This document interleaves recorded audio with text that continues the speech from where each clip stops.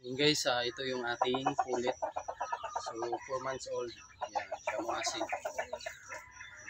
So magkapatid sila ni Binabae. Guys, ganda. So malapit na nating mapakinabangan to guys. Yan. So di pa masyadong kumpleto yung balahibo niya.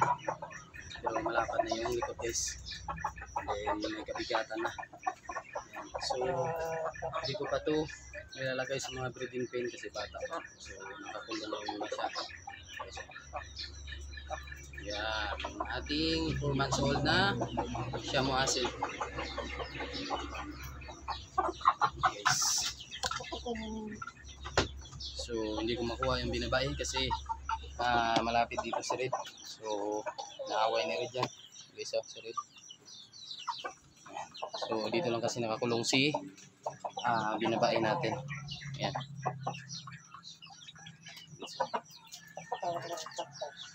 So yung asawa ni Red is doon nangingitlog. So maglalabing isa na yon ngayon.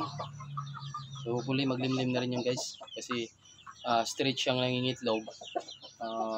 Doon sa egg incubator meron doon 16. Yun guys. And then may mga nalaga rin kami noon. So maraming itlog yun. Grabe rin kasi kumain yun guys, yung inahin na yun. So yung unang pasisiw niya is ito. Yan. So dalawang stag and then dalawang pulit.